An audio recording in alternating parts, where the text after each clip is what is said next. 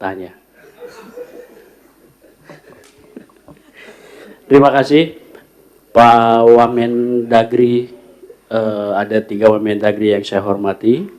Ada Pak Bas, Kepala IKN, ada Menpan RB, ada Kepala BKN, dan semua jajaran. Terima kasih atas kesempatan yang diberikan oleh Ketua. Saya langsung aja. Belum lama ini kan sempat MK mengeluarkan putusan terkait pencabutan 190 tahun untuk kelola investasi di IKN. Tapi kadang-kadang saya juga baca berita yang sangat mengejutkan. Setelah ada putusan MK itu investor pergi.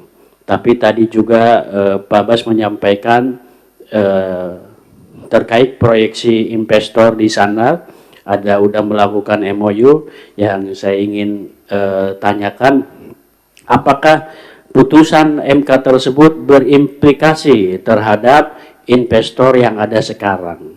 Misalkan secara tidak langsung ada yang WA Pak Bas, misalkan WA Pak Direktur menyatakan bahwa saya mengundurkan diri Pak karena ini udah nggak 190 tahun lagi. Itu mungkin bisa saja. Itu perlu diantisipasi juga, apalagi kita juga di zaman media sosial yang begitu cepat sekarang itu, informasi itu antara berita putusan MK dengan berita-berita bahwa IKN itu akan mangkrak dan disebut akan menjadi kota hantu. Nah, itu kan setidaknya butuh effort juga dari Pak Bas dan jajaran untuk meyakinkan publik bahwa IKN itu benar-benar akan terwujud.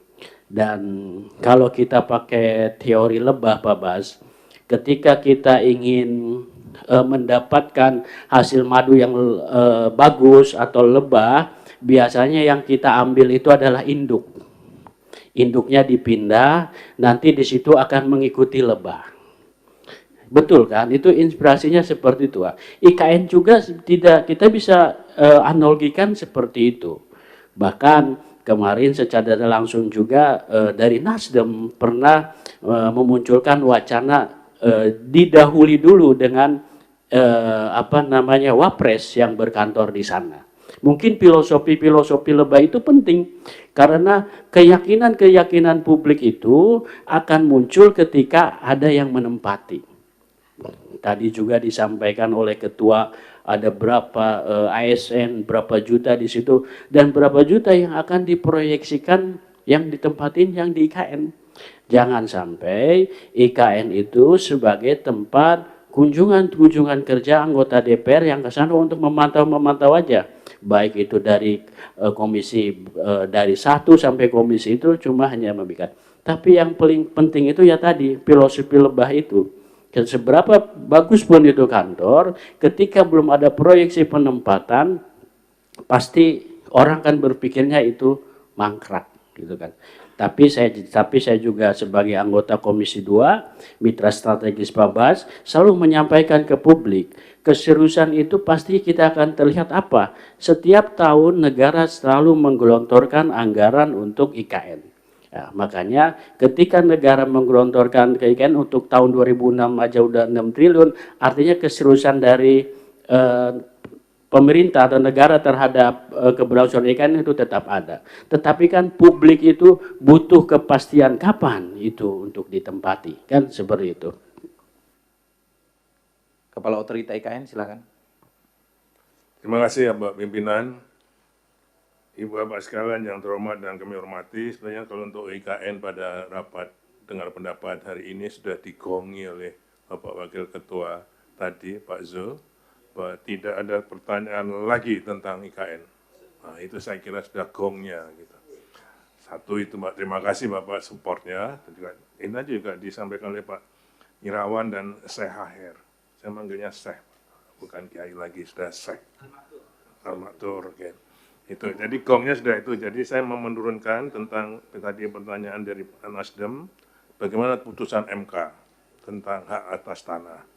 Sebenarnya yang ditunggu oleh investor apa yang disampaikan oleh Pak Zul.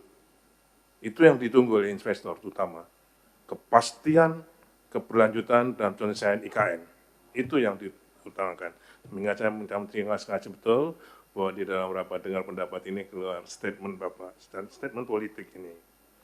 Jadi seperti halnya dengan Perpres 79 tahun 2025 ini, itu yang ditunggu investor. Kalau sebelum ada ini, saya kayak sendiri menjelaskan ke kiri kanan. Tapi sekarang ada Perpres, Bapak Presiden sekarang sudah di depan, saya di belakangnya. Misi saya melaksanakan visi Presiden, nggak ada lain, gitu kan? Jadi, sedangkan untuk putusan MK tadi, itu bukan mencabut hak atas tanahnya, tapi merevisi mekanismenya. Jadi kalau yang Undang-Undang 21 dari 2003, contohnya HGB, satu siklus 80 tahun diberikan langsung. Nah, direvisi itu menjadi 30, 20, 30. Tetap satu siklusnya 80 tahun, tapi pertama diberi 30, perpanjangan 20, dan pembaruan 30. Itu satu siklusnya. Jadi saya kira itu Pak. Jadi insya Allah dan Alhamdulillah sampai sekarang belum ada komplain dari investor pada kami. Yang kedua dari Pak Kiai Zazuli, tentang kira-kira siapa yang akan dipindah ke sana. Yang saya garis bawahi tadi, penaltinya kalau nggak benar pindah IKN gitu. Saya kira itu bukan dari Komisi 2, pasti bukan. Pasti bukan. Pasti bukan, Pak. Pasti dari bapak-bapak yang belum pernah ke IKN. Karena Pak Syekh Aher begitu lihat saya di sana, loh apa sekarang lo jauh lebih muda gitu kan. Jadi hidup di IKN, insya Allah life expectancy-nya akan bertambah 5 tahun. Itu saya jamin. Referensinya dari Busan. Jadi ya wajar. Jadi saya kira Ibu Bapak sekalian sekali lagi dalam DP ini saya mendapat support yang sangat kuat dari Komisi 2 DPR RI dan ini pasti akan saya sampaikan pada para investor dan para kalau life expectancy Bapak kayak air quality index di sana pasti di bawah 10. Jadi oksigennya banyak sekali. Sehingga pagi, sore kalau Bapak ke sana kan pasti lebih fresh. Ya, pasti kalau siapa saja pasti bukan yang generasi lanjut. Karena generasi lanjut pasti sudah punya aset di sini semua, itu susah. Ini memang ibu kota untuk generasi muda.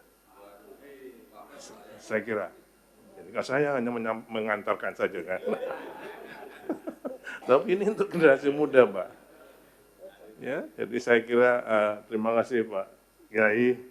Bapak sudah duduk berdampingan dengan Syekh Aher, jadi saya kira bisa mendukung atas dukungannya. Terima kasih. Saya dengan tulus, saya dan teman-teman dari Deputi Otorita sore hari ini sangat bahagia mendapat dukungan politik yang sangat kuat dari DPR RI. Dan tadi sampai Pak Ketua ini dilihat oleh streaming, jadi saya kira pasti banyak juga investor yang melihat. Terima kasih, kurang lebihnya mohon maaf. Assalamualaikum warahmatullahi wabarakatuh.